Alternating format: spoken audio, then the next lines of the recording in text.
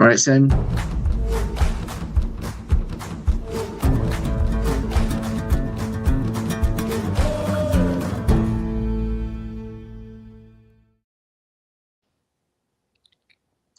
Hey, we are here on HAMAA Live, and today we have a special guest. For those of you who know me already, my name is Mansa. I am the COO of HAMAA, and today we have a special guest, Rob, Brother Rob from Ijakadi African Martial Arts. Welcome to the show, Rob.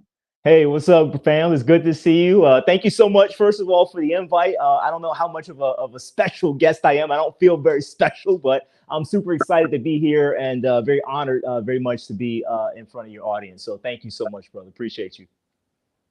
Thank you, thank you, thank you. So thank you again for coming through. So, Rob, you run a martial arts program called Ijakadi Martial Arts, right? Yes, sir. That's This correct. is part of the African martial arts program that you've got up and running in your community. So tell us a little bit about, we'll start with you. Tell us a little bit about yourself. So where are you from and what got you into martial arts? Yeah, so Virginia native, so born and raised here in Virginia, still here in Virginia, and so like most of us, got started in the Asian martial arts, grew up in the Bruce Lee era, even though Bruce Lee passed away before I was born, but grew up watching the classics, right? The greats, at least the ones on screen, right? That we saw. So mostly for me, Bruce Lee, Jackie Chan, all those guys. Ninja Turtles, that was my thing back in the day. So as a kid, that's what excited me and really got me into the martial arts. And so, it's really interesting because, and I always tell people this because they ask me, do I do karate or taekwondo or something like that? And I told them I can never put on a gi, because I grew up watching Bruce Lee beat up all the karate guys. So I got PTSD. I can't put on a gi no matter how much I try. So for me, it got me into more the kung fu style of martial arts, right? So I never got into the more of the Japanese or the Korean styles too much. But yeah, that's kind of a little bit about where I'm from and what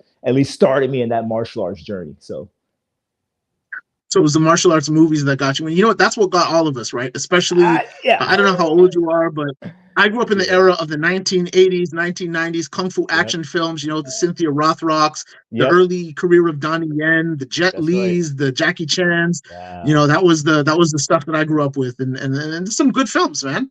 Yeah, no, for sure. Yeah, likewise, grew up in the 80s. I'm 43 now, so I grew up in that era, in that generation, and so a lot of good classics. So see, back then you had like video stores, right? People don't remember video stores. You had like Blockbuster and the different video stores, and what they actually had a martial arts section. You know what I'm saying? So nowadays you scroll through Netflix, you're not gonna see a martial arts section. You might see like action, and then you're looking for a martial arts movie in the action section, right?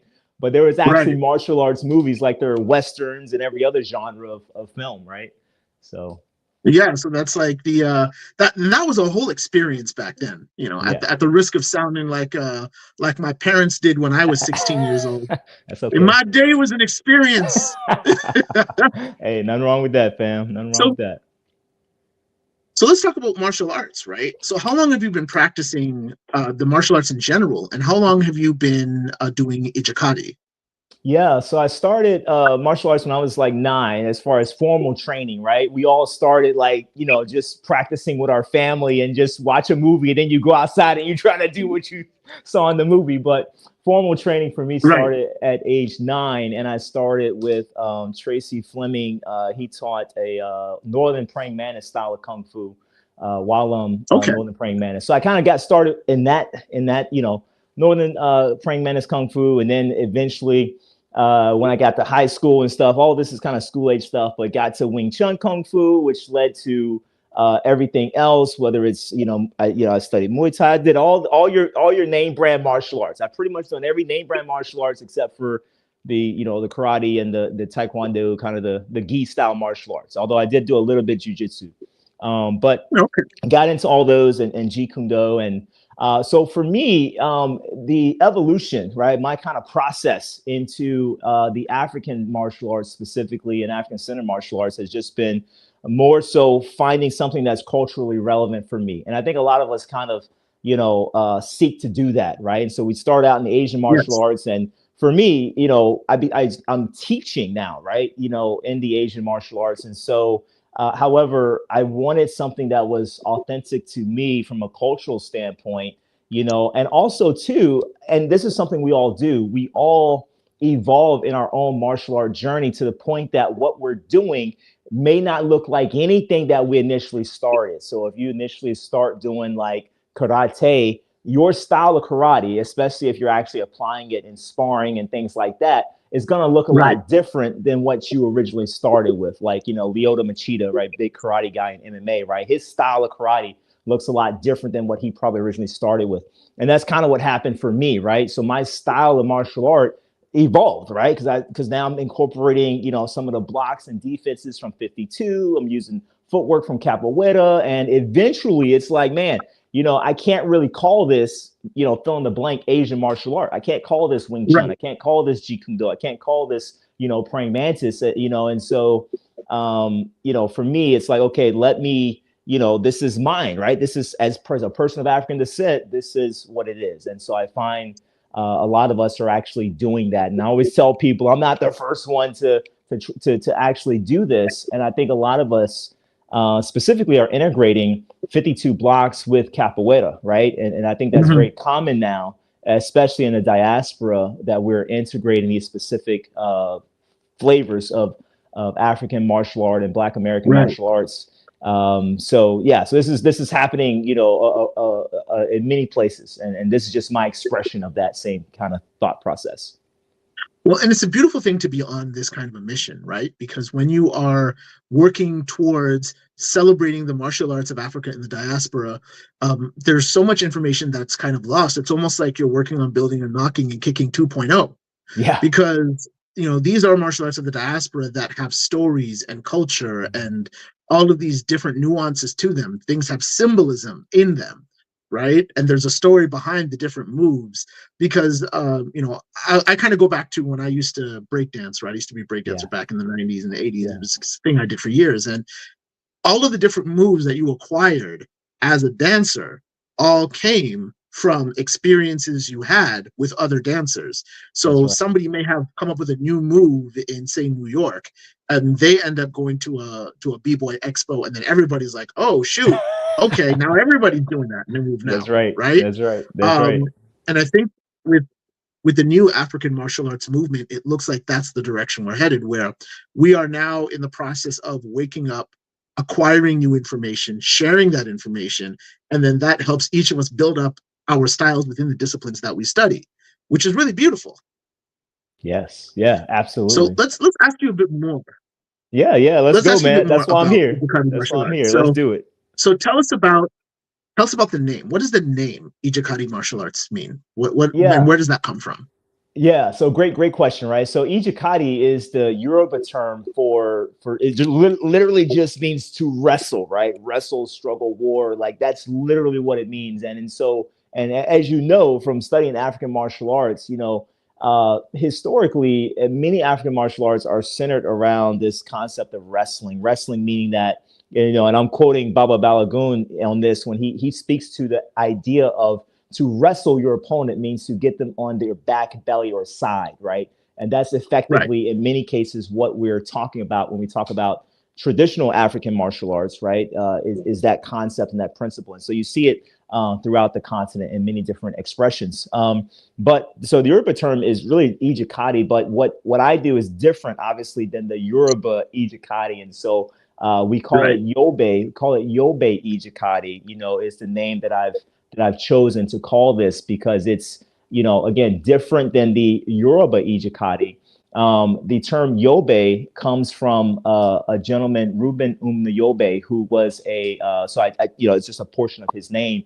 He was a Pan-Africanist who from Cameroon, which is where my ancestry is, but he fought against French colonialism, and back in the early 40s and 50s, and the French, since they assassinated him, murdered him, and then restricted the use of his name so that no one was allowed to even speak or use his name whatsoever up until the Cameroon government revoked that in the early 90s. And so it just, just kind of want to pay homage, historically to his work, to his life, to his efforts, which many of us, have not heard of. And obviously there's many heroes and ancestors that we haven't heard of, but he was one of them that came to mind simply because, that shared ancestry to Cameroon. So that's where the name comes from, to answer your question. Yeah. So this is like an homage to the traditional styles of the motherland that you are emulating, and to heroes that you've learned about growing up, right? Absolutely, absolutely. That's the idea. But the idea too is not just to copy, right? What you may have seen or what may come from the continent, but it's also to express your version of that, right? And adapt it to what works for you, right? And kind of how that process is also part of it. And so that's what it is for me. Is that evolution, because I needed something that I could use that's functional, right? Because I like to spar, I like to put hands on folks, right, and so I need something that I could use practically, and then that's been helpful for me, just in the application side, and we can get into that later as well. Perfect. So we got sorry, a community I'm gonna pause. I'm gonna pause every now and then, so you can. Yeah, go ahead. I'm sorry. That's okay, man. Take your time. We have a community question. Somebody who is asking if it's related to Gidigbo, the Yoruba wrestling system. Is there any relation at all? There is not. So again, Gidigbo is also that wrestling from Ijakadi, which a lot of times those terms are interchangeable. So it is different. It is okay. It is different than the Yoruba traditional Ijakadi or Gidigbo martial art or wrestling system. So yeah, absolutely. Perfect. Thank you very much for clarifying. Making sure the community is all involved in the communications, right? Yeah, for so sure, the next man. part is. So the next part is so we're looking at sort of the origins of Ijakadi, the system that you teach and that you practice with the youth, right? Yep. So was it something that you learned from a direct teacher, or was this the fruit of your personal research? Is this a blend of the diasporan martial arts that you practice? How would you explain Ijakadi to somebody who's never heard of it before? Yeah. How much time we got today? How much time we got? We got what, an hour? How much did we schedule? How much did we schedule for that? We got an hour, man. Take your time. We got an hour. You guys heard it, right? He told me to take my time. That's what's about to happen. He told me to take my time. So I'm going to bring over the whiteboard, fam. We're about to have class. I don't know how much of this you guys can see, but I'm just going to, whatever you can't see, I'm going to read it out for you, okay? So I like this question as far as who were my instructors, right? Where did I get this from? What is this all about? Because for many of us, we have many, many different teachers, right? I think back in the day, back in the old martial art days, you would have, maybe like one grandmaster that you learned everything from. And that grandmaster system was passed on to generation, and you have a set lineage, right?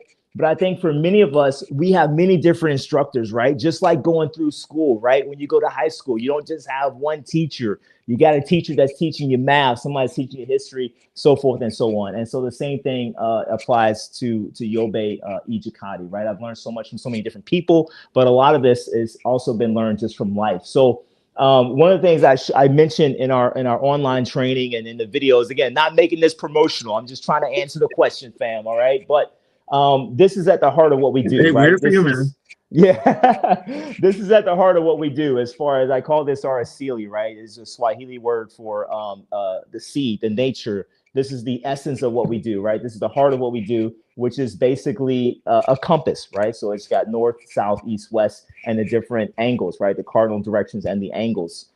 This is how we move. This is how we attack. This is everything about our system. We've got an inner circle here, which represents the concept of rotation, and the outer circle represents the concept of curve line. So basically what we're basically functioning and saying here is that you have two types of lines, right? I got two ways I can hit somebody, right? I can hit them straight, or I can hit them on a curve line, right? Which is like it could be a back fist, it could be a hook punch, it could be an uppercut. Either way, it's curving or circling in some direction, right? Whether I'm going east to west, right? East or right to left, or whether I'm going left to right. Okay, so that's kind of the basic idea. And then you can rotate, right? So that means if I punch straight, right, but I can rotate that punch. I can rotate that punch. Now it's a corkscrew punch. Now it's a vertical fist punch, right? I can do it. I can throw it up, right? It's different angles, right? Just rotation. Very, very basic stuff, right? This is not rocket science whatsoever. Okay, but it's a simplified way to teach basics, right, in terms of fundamentals of combat. Okay.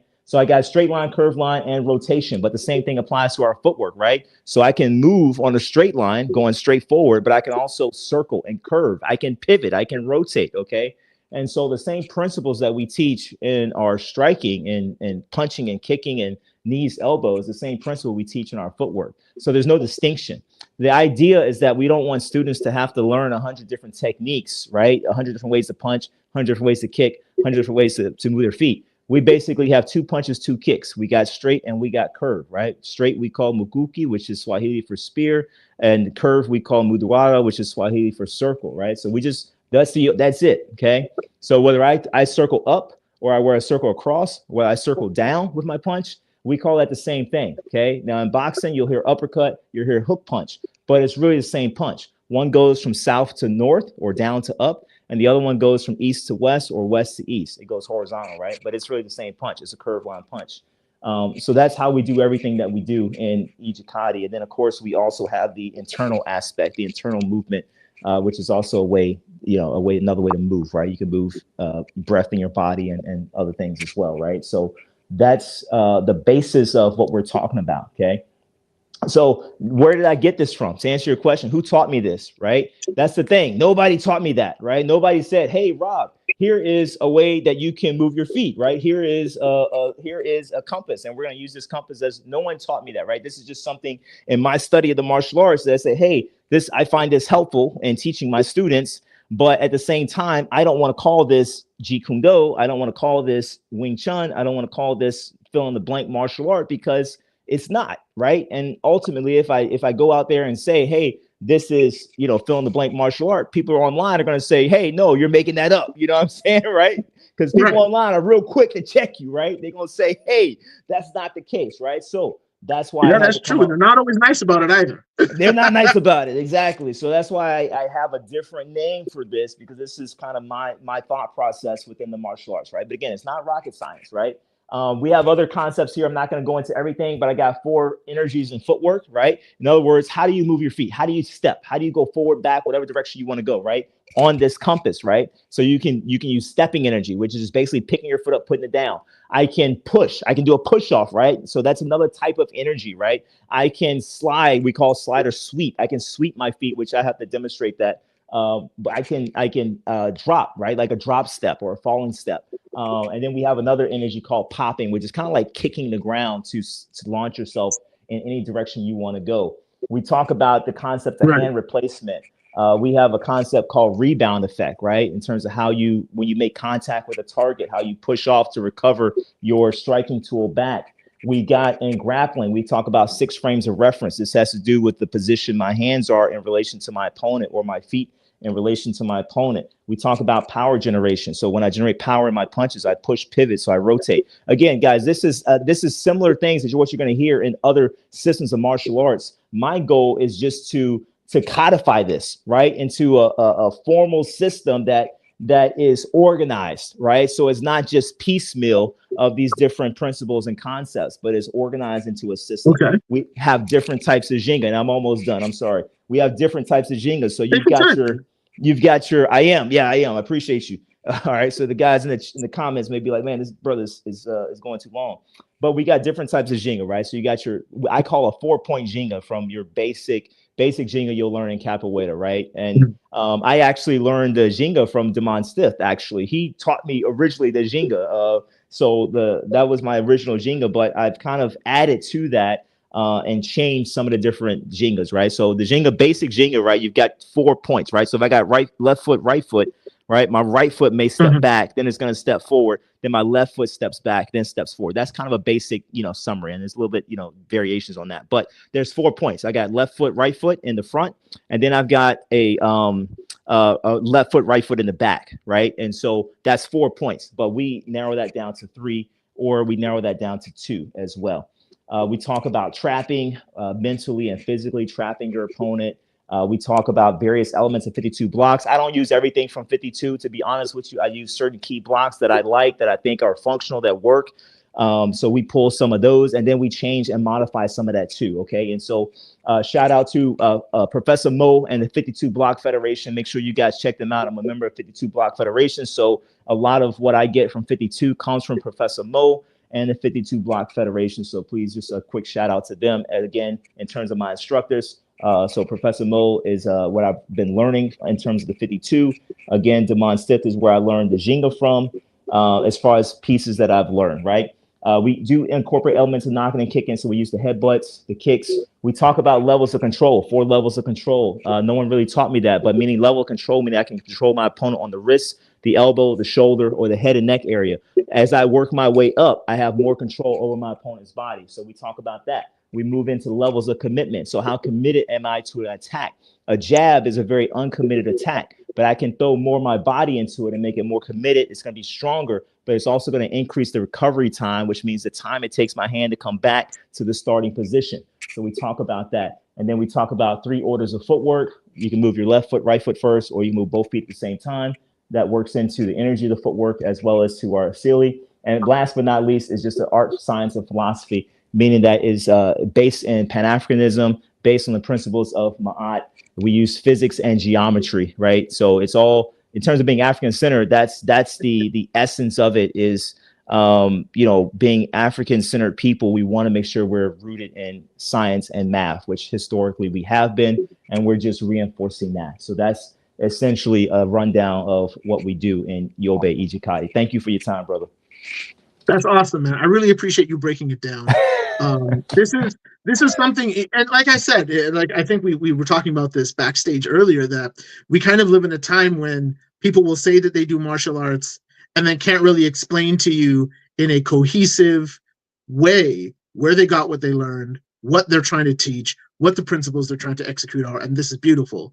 And so to encapsulate everything into the simplest terms, what I'm understanding is you take your knowledge of combat science in general, you take a sort of a frame of capoeira and 52, and you merge those 3 things together to create a cohesive system that takes the best elements of all of the things that you've learned, and your focus is on sort of a Pan-African, Afrocentric, for the Black community, African descended community sort of system. Yes. And so that's the birth of Ijakadi. So this is your system based on your research into fight science and diasporan African martial arts. That's great. And if only I could have said that, I would have saved y'all like 10 minutes probably. That was a great summary. Well, that's what the interchange is for, right? Yeah. And the Afrocentricity is really important because there's a huge difference between, and we talked about this earlier, there's a huge difference between having an African center and just having an African aesthetic. Yeah. Right? Yeah. Because you can put an African aesthetic on anything, but that doesn't make it African. But what's important is the philosophy, the roots, the respect to the teachers, the fact that you can tell everybody that you do have lineage in the arts that you're studying that come from African traditions are really important. And it's great that you have that connection to Damon Stith, the founder of the Historical African Martial Arts Association. Still an important person to us. Yeah, like I say, he taught me the Jenga, so I'm not saying that I did extensive training with him. I'm saying he taught me the Jenga. That's what I'm saying. So I'm not I haven't done extensive study or training with him, so I want to make sure I'm clear about that. But he did teach me the Jenga, and so just to pay homage and honor to him, because that's where I first learned the Jenga from. Absolutely, that's perfect, and I appreciate the specificity that you put in that to make sure it's 100% clear. And that's beautiful, man. I love the way you put this all together. I might take some of your ideas. No, feel free, man. Like this is not, I don't take, feel free to take anything you like, man, for real. This is, that's what it's meant for. That's beautiful, man. So let's talk about weapons training. Do you do any weapons training in Ijakadi? And if you do, what are those weapons? Not yet, to be honest with you, not yet. Yeah, so we don't have any weapons in the curriculum as of yet. So for me, before I introduce anything into a curriculum, I like to make sure that not only do I train in that area, but also I am able to apply it in sparring.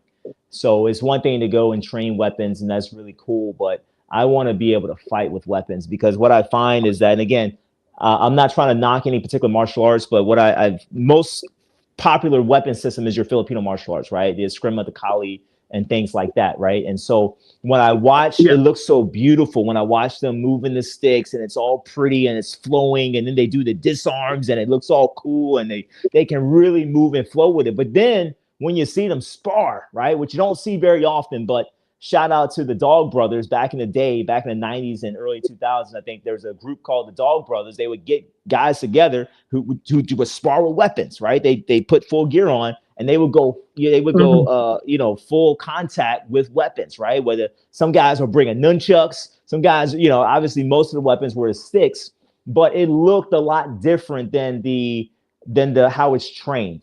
And that's what I look for in any martial arts system is, does it look like how you train it, right? And that's the telltale sign that the system may not be functional, right? If how you train it does not look like how you do it, right? And because I've done like Wing Chun, for example, right? When the Wing Chun guys punch like this, right? But then they go spar and they spar and it looks like boxing, you know what I mean? Like, so then you kind of have to question, or the footwork, right? As an example, right? And again, that's not all Wing Chun, or that's not all Kali, or that's not all Eskrima, but I'm just saying that's just using that as an example. So I want to make sure I study something and train it, and also know how to apply it against resistance. And once I've done that, then I will feel comfortable teaching somebody else that aspect. I think that's a fundamental point, a really important point to make when you're looking for a martial arts school in general, right? Do they fight? The Kali Eskrima school that I study with here in Canada, Saban Kali, shout out Justin and Earl, they fight like every month, and so you get an opportunity to apply the tactics that you're learning in the classes, and that's really important, because you come to realize that the best laid plans change as soon as you get hit with a stick in the face. Absolutely. Right? And so you end up learning that these advanced techniques that you're learning give you options so that you're not frozen in the match that you're fighting in, but you end up defaulting to your highest level of training. So if you have practiced all of these different concepts, and you have practiced all these different arts, and you've done all the advanced techniques, the advanced techniques mean nothing if you can't pull them off. And you only are able to pull those off if you train, if you spar. And that's also, I think, how you build credibility as a martial arts instructor. If there's no tape of you putting on the gear and going in, then how can people take what you say seriously, right? Yeah, absolutely. It's kind of like, if you remember that MMA guy who traveled around China for a year or so, just taking on all of the Wing Chun and Kung Fu masters and beating the brakes off of them on national TV. So badly so that the government had to punish him for embarrassing Chinese martial arts. Wow, I didn't know I wish that. I remember what this guy's name was, but it definitely was a situation. So that's definitely something to consider. So on to our next question. How long have you been part of the HAMAA communities, the Historical African Martial Arts Association? How long have you known about us? How long have you been in our community? What's your interaction been in the community that we have? Well, definitely since COVID. I think definitely since COVID. So I don't know, 4 or 5 years, because I remember it was during COVID that you did. Gosh, I don't remember if it was called I know you guys do the gathering, right? You do the gathering, and I remember submitting a video for that. And again, I don't remember. Yeah. It probably was a really bad video. It wasn't very good, but I remember submitting that video.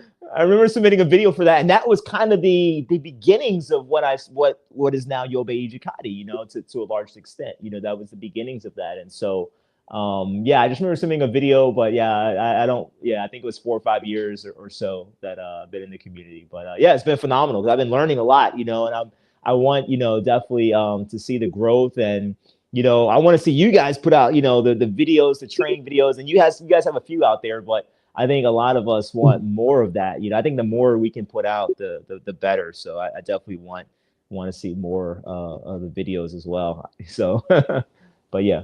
Yeah, well, definitely, and I think that's important too. You know, the thing with HAMAA too is that we are both a historical society and a martial arts society, and we do our best to try to balance both. Yeah. Which is definitely our martial arts are informed by our knowledge of history. Mhm. And you're right. More training videos showing more of what we do is important. If you ever get a chance, we do have a playlist on our channel called the Learn Historical African Martial Arts series. I don't know if you've had a Ah, chance to check okay. that out. I Yeah, haven't, we got. and Sorry, please continue. no, I was just gonna say I haven't, and I don't know. Maybe I just got my wires crossed. I thought there was. Do you guys have more than one channel, or is it just one channel? So we have the one YouTube channel, the one that we're on right now. This is the one we have. But we also do have, our various Facebook pages or Facebook groups, and we also have an Instagram. But we've only got this one channel. Some of our different members do have their own channels. So, for example, Kari, who's our historian, he has his own channel where he talks about his niche in history. I, do my thing on TikTok, and Sam's got his Onya and Chebe that he does mostly on Instagram. So we all have HAMAA, but we also have our own different side projects as well. Gotcha. Yeah, but definitely check out our program. It's like 12 classes.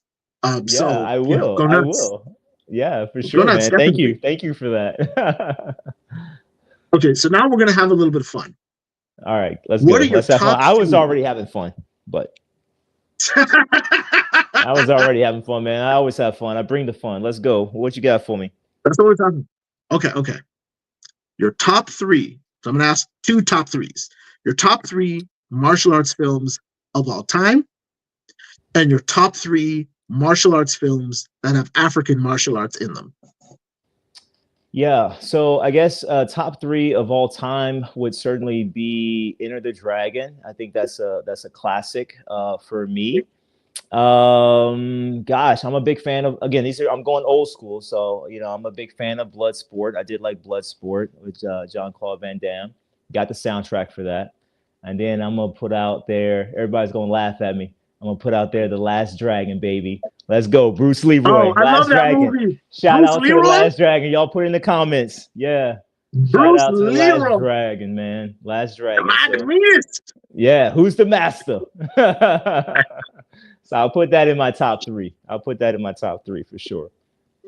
The Last But Dragon definitely needs to be out there. yeah, So yeah, now your top three martial arts films that have African martial arts in them. yeah. So the top three that I have with African martial arts in them films, I don't have a lot, to be honest with you. I don't know of a lot of films, but I know Only the Strong, because I grew up, I watched that Only the Strong, right? The capoeira, it's like the only capoeira movie that I guess is the biggest one, I would think, right? Obviously, capoeira is seen in many different films, but it was prominent in Only the Strong. That's the only one I Classic. really have. Yeah, it's a classic, right? It's the only one I really have. There's a few films that feature African martial arts, right? There are a few Mm-hmm. films that feature, say, like 52 blocks. They may not call it 52 blocks, but they are using 52 blocks, right? And so there's quite a few films that feature that. Professor Mo has quite a few films also that are featuring 52. But that's kind of the main film that stands out to me right now. I'll probably leave the interview and be like, oh yeah, there was this other film I saw, but yeah, I can't think of any right now.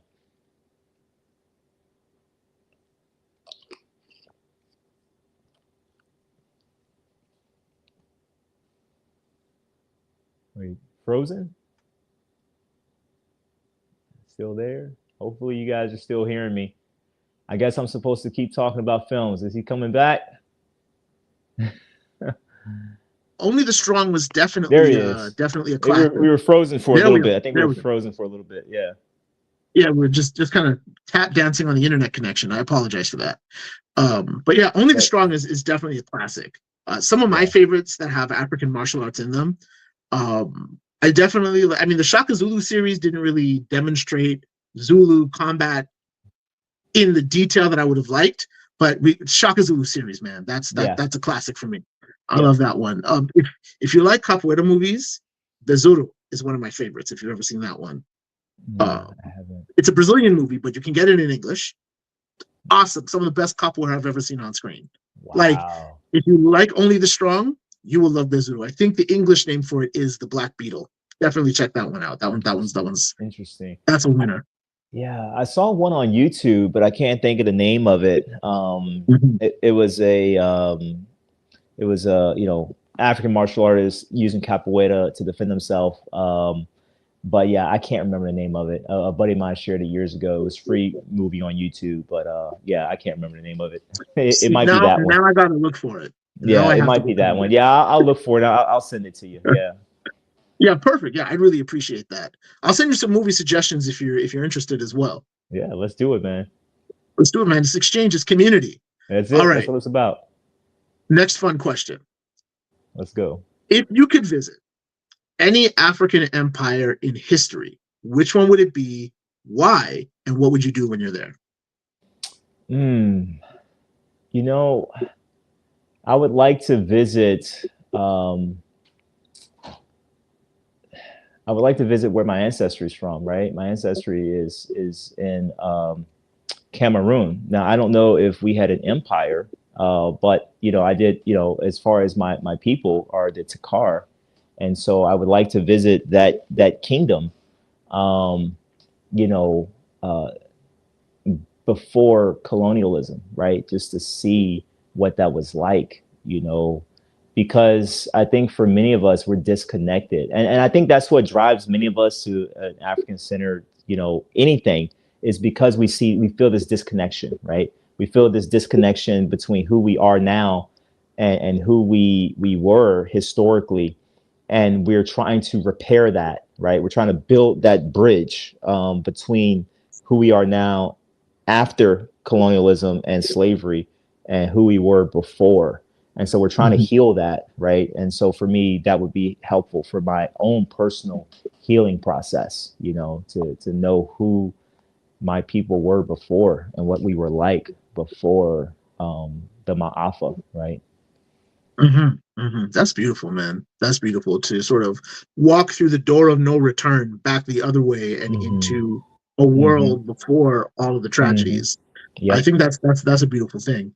Mm-hmm. Definitely, I think we don't study enough. I think about what Africa was like, the continent and the many kingdoms of it before colonization, which is why it's important that programs like yours and organizations like ours exist so that we can spend the time really getting into the nuances of those. Because I think just focusing on Mansa Musa, Egypt, and the Moors is great, but it's a giant continent and there's Yeah. so much history. There were Yeah. so many different rulers, right? Yeah. Mali was a kingdom 200 years before Mansa Musa was born, Yeah. right? Egypt was two kingdoms before it was one, and there was a society before the old kingdom and the pre-dynastic kingdom. And the Moors, as we know them in Moorish Spain, great, but there Yeah. was a Yeah. nomadic warrior people riding around on their horses in their togas before you had that. And Exactly. so I think experiencing that and learning more about that is just so important for everybody.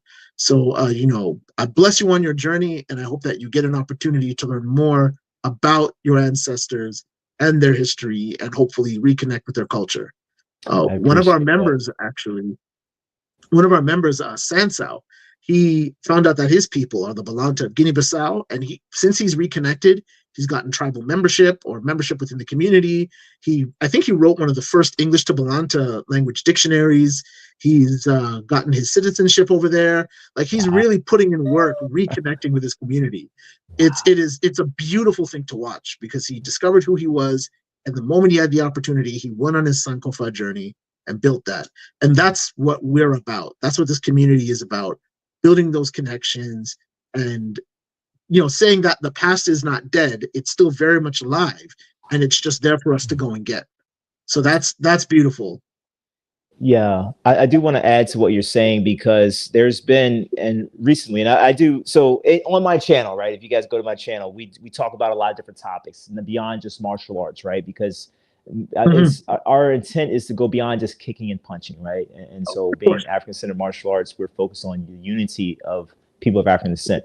And so to your point, there's been a bit of I call a Black identity crisis, you know, in the sense that we have as a community so many different labels that we currently use and that we have used historically to call ourselves. And these labels, to a large extent, have caused a lot of us to be divided, right? Where we can't unify.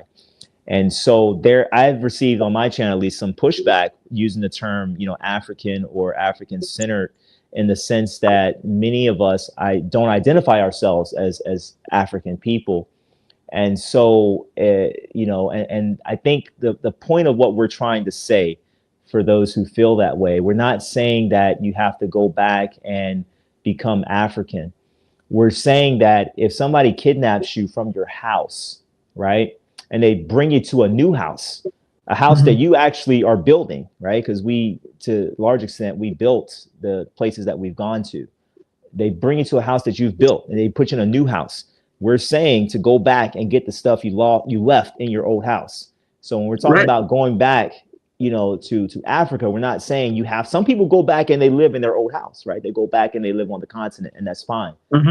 We're just saying at the minimum, go back and get your valuables, right? Go back and get your photo albums, go back and get your records of your ancestry, go back and get the things that are of value to you, is all we're saying. And so just as a response, because some people are kind of on that mindset that they don't really identify with Africa. And I understand, because it has been centuries, right?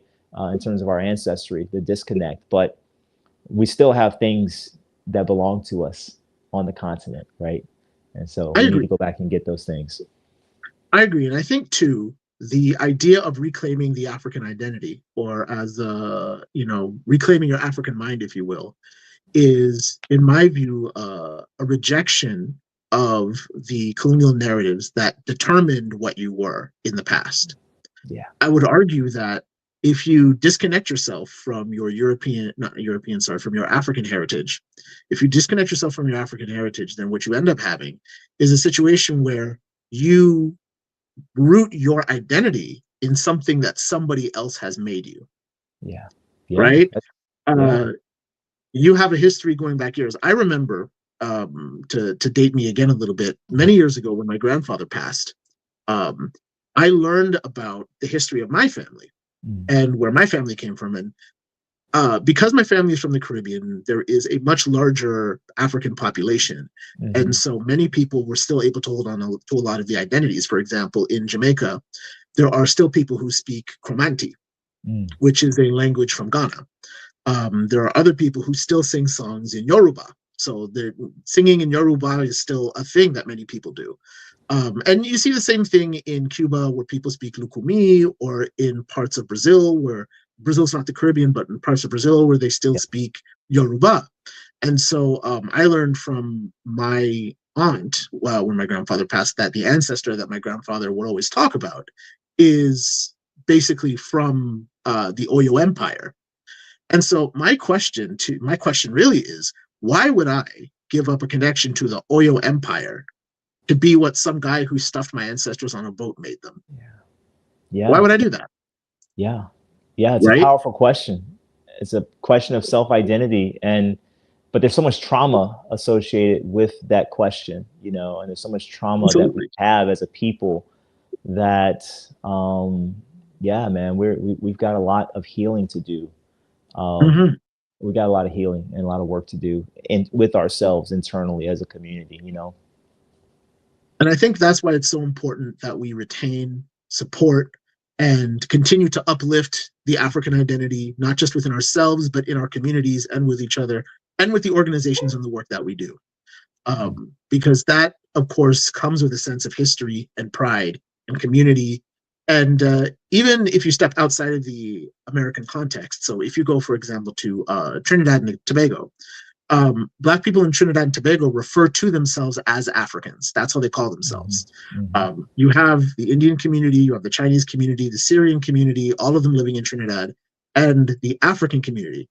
Some people will still, you know, as a means of dressing up or for cultural events, they'll still wear West African clothes at particular events or as part of cultural demonstrations or whatnot. And for some people, it's fashion, it's daily fashion that they'll wear certain African garments. So it's I think, important to retain that so that you can then build on a new future based on the idea that you don't just come from the last 500 years, but in fact, you come from the last 2,000 years, the last 3,000 years, the last 5,000 years, however far back you can trace the cultural memory and the cultural history of the people that you come from. Yeah, you're absolutely right. I mean, we used to identify ourselves as African. I mean, historically, you look at like you have the African Methodist Church, like we oftentimes put African on our institutions to distinguish them from everything else. In all of my videos, I have a clip of Malcolm X where he calls himself and us Africans. He says that is what we are, Africans. And so we had an African identity, right, in 1964 when Malcolm X was alive. But now in 2025, who are we? And that is the result of the trauma and the things we've gone through. So I'm just trying to focus us on that healing journey. And in that vein of that healing journey, where do you see African martial arts in general, what you practice, what we practice, what other members in the community practice, what the masters in Africa practice, and the masters in Brazil and everywhere else? Where do you see African martial arts in the future? Where would you like it to see? Where'd you like to see it?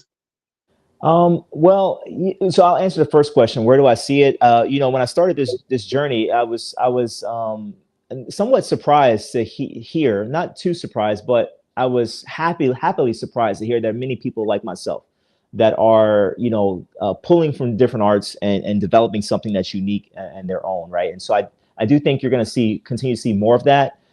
So some of the folks that come to mind are Umuriti Mfundishi Khalil Masi. So he has a family system, Neo Ngolo, that he and his father have developed, and he teaches, and other kind of systems oriented around African martial arts. Obviously you have Mfundishi Jehudimus, who also does African martial arts. You have obviously Baba Balagoon Ojatade down in Atlanta.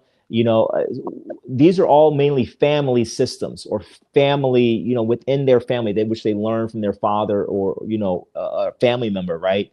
Shout out to my brother, Roz Fletcher, right? Attacks Jim Capoeira, who also has a YouTube channel. I just interviewed him last week. And so he also has a family system. And so, and there's many others that I can name that have kind of their own, either they developed or their father or someone in their family. So I think we're going to continue to see more of that. What I'd like to see is more of that coming together. And that's part of the reason why I'm here. That's part of the reason why I have, AfricanMartialArts.com, our website. It's meant to be not just for me, right? But I want to promote others, right? I want to promote HAMAA, right? I want to promote, Attacks Jim Capoeira. I want to promote, any African-centered martial arts, so people are aware, hey, these are things that are out there. But I think we're going to see more of that, more people develop that. I do believe there's going to be a little bit of a resurgence within the African martial arts and coming together within the African martial arts. But where that leads, I don't know, because I think as a community, we as a community may not be ready for that. I think we have a lot of healing to do. But, the thing with, this is just Rob's opinion, the thing when we talk about Sankofa, right, going back and retrieving what was lost, is that history doesn't go backwards. History doesn't rewind. History, time only goes forward. And so I personally don't believe that it'll ever be like it was, right? It'll never be like it was before colonialism and slavery. What this path looking forward looks like is yet to be determined. But we've got a lot of trauma to heal from, and that's going to take time. So my mindset is thinking, 200, 300, 400 years from now. That's how I am planning. That's how I am, organizing and teaching. And that's my mindset. It's not in my lifetime that I expect anything really to look any different. But 300-400 years from now, I'm hoping we can have healed from our trauma. We are cutting the stones. We are cutting the stones to build the palaces of the future, right? That's it. So I got one more question for you. Yep. What do you want the public to know about Brother Rob and Ijakadi martial arts? Yeah, just that I'm here, man. Just that we're here. We're doing our thing. We're doing our thing, fam. So, come check us out. I'm not here to sell anything. I'm not a salesman. I'm not a promoter. I'm just doing me. I'm doing my thing. And if you guys want to come do your thing and train and learn something practical, I will tell you, I think it's the best practical online training that's available because we do live classes on Zoom and we give you guys feedback and make corrections and help your technique. It's hard to learn martial arts online, but I'm pretty darn good at it because I've been doing it since COVID. And so I believe I can help you if you're interested in actually, learning proper technique. But it's up to you to actually get out there and figure out how to apply it and spar and stuff like that. But we're just trying to be about it, bro. That's really all I want people to know. We're just doing our thing. If they down with it, they can definitely link up with us. If they not, that's cool too. You know what I'm saying? We're gonna keep pressing. That's awesome. So if anybody wants to get in contact with you, how can they find you? Yeah, so contact information is on our website, africanmartialarts.com, but it's Afra, AFARA, at africanmartialarts.com. I put a disclaimer on my website. Please don't email me stupid questions because there are stupid questions. I know everybody says there's no stupid questions, but I get a lot of different emails like, hey, they give me the whole life history of martial arts, everybody they train with and study with, and I don't need to know all that. Just get to the point, please. If you have a question or something like that, just get to the point. If not, if you can't get to the point, please don't email me. Okay, see now I need to know. I'm straight up like that, bro. Now I need to know. Yeah, go ahead. What is the dumbest question you've ever gotten? Yeah, people ask me questions like that are applicable to them. Like a recent question I got, somebody asked me, "Hey, I've had this injury, like I twisted I don't know, I tore a tendon in my knee. When would be a good time for me to start training?" Like I don't know, man. Freaking, if you can't figure that kind of stuff out, you probably shouldn't be training. You know what I mean? Go do karate or something else. Don't even come this way with that. You know what I'm saying? So, like, I don't, but I get questions like that. I get questions like, how long is it going to take me to be an instructor and in whatever in Yobe Ijakadi or in what you do? And I'm like, I mean, how do I answer that, man? Like, I don't know. Like, you tell me. How long is it going to take you to learn something to be able to apply it and teach it? Like, you tell me. And if you can't like freaking use Google or like, apply some common sense, just don't even bother with email. Don't contact me. Get the common sense part first and the Google. Like, learn how to use Google first, and then once you do that, then come email me. I'm sorry to be rude, but I've been, been getting a lot of questions like that. Hey, listen, you know what? Honestly, this is part of the experience of African martial arts. Unfortunately, because I think in a way we're still operating in a very Wild West environment, you're going to get all kinds of random questions or all kinds of random ideas or all kinds of random sort of opinions, right? One of the things that we used to deal with a lot was getting people to understand that African martial arts actually exist, that these are a real thing. Yeah. When HAMAA first started, one of the things that we ended up having to do a lot of was going out to fighting in tournaments, fighting at meetups, fighting at sparring challenges, people inviting us out to parking lots to go and spar to see what we've got, gearing up. The amount of cuts and dents and ripped pieces in my equipment as a result of all of that stuff. It's all there. And still people today will say, well, for example, Egyptian stick fighting isn't a real stick fighting art. Yeah. But I've got a ton of video of me gearing up and fighting people and doing pretty well. I have students who I've taught online who have geared up, gone out to fight people with what I taught them, and they did pretty well. So, it's just part of the journey. Yeah, it's tough, man. It's tough because as you get like as you get older, which we both are, like I just don't heal the same, man. Like I was sparring this young guy. I was sparring this guy like 6 weeks ago, man, and I threw a roundhouse kick and I got him in like the knee or kneecap area or something, but I hurt my foot in the process of doing it, and now I've been limping like ever since. Like I'm not like this is like 6 weeks ago. It's like, so when you're over 40 and you like hurt yourself, you just don't heal. Like I'm just saying, like you just don't, like it doesn't happen, and so like that's what I'm going through right now. So I'm like, man, when is this thing gonna feel better? Like I may have tore something. I don't know what's going on with it, but I'm trying to like put out videos because people do want to see you spar. And so I'm like, okay, I got to keep sparring. I got to keep sparring because people want to see that. And so I'm trying to put out content of it, but then I'm like getting busted up and I'm hurting.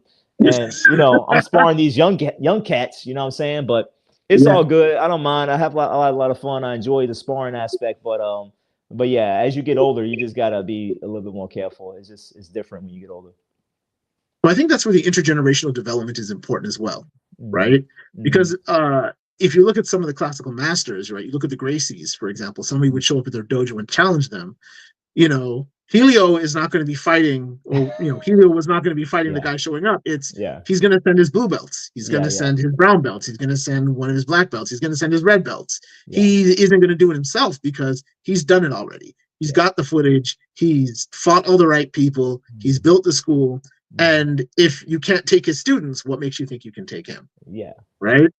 It's also a good way to save your back, to be honest. It is 100%. So I got to get there, man. I'm not there yet. I was teaching in person. I had for about a year. I was just on a volunteer basis, right? Had a kids class, volunteer basis. We just couldn't sustain it. Like it's just expensive. Like just the travel, the gas, the mileage on the car. Like I put thousands of dollars in my car because just the travel, the wear and tear, it just broke my car down. And so I just couldn't keep that up. But I hope to get back to that soon, to be able to do something in person, at least with the youth. You know, I really want to teach the kids, the youth, and make sure they have that development. Adults as well, but you know, I got a passion to teach the youth. So well, that's what we need, right? If the youth aren't learning these arts, the arts will not survive. Yeah, exactly. Right? That's the key important part there. And so what can HAMAA do to help you and your mission to develop your martial art? Well, I mean, I think that's a great question. What we're doing now really is what it's about, right? It's about the connection. It's about the contact. It's about helping one another. You know what I mean? And so, I mean, this is phenomenal. I was so excited to get the invite. I was like, oh man, this is HAMAA. Like this is because you guys are the African martial arts organization. You know what I'm saying? Like if someone's going to look for African martial arts, like you guys are the organization. And so I think that would be, because that's where I went, you know, and I remember being in that place where I'm looking for African centered martial arts and you guys were there, you know what I'm saying? And so I think what you guys are doing is phenomenal work. All the stuff you're doing. I saw you guys had a series going on last month in February. And so all that kind of stuff is phenomenal. And so, I mean, that's the biggest thing. The more we're all out there doing our thing, like I feel like that, you know, that helps all of us, right? We all get better, you know, rising tide raises all ships or something like that, right? Yeah, you know, 100%. So, yeah, we all get better. So, well, thank you very much, Rob. And thank you very much for coming out to the show. We sure. hope to see you more. Maybe one of our council members will come visit you on your channel. Yeah, let's do it. Posting. You know, hopefully one of these days we'll be able to be in the same room and exchange some skills. This is what we're about, building community. But with that, I just want to say again, thank you for coming through. Thank you for being part of our community and supporting us. And we look forward towards supporting you. And to everybody else who is out here watching, thank you for sitting with us this last hour while we nerded out about martial arts. Please take care of yourselves and each other. This is HAMAA Live signing off. Take care. Appreciate it.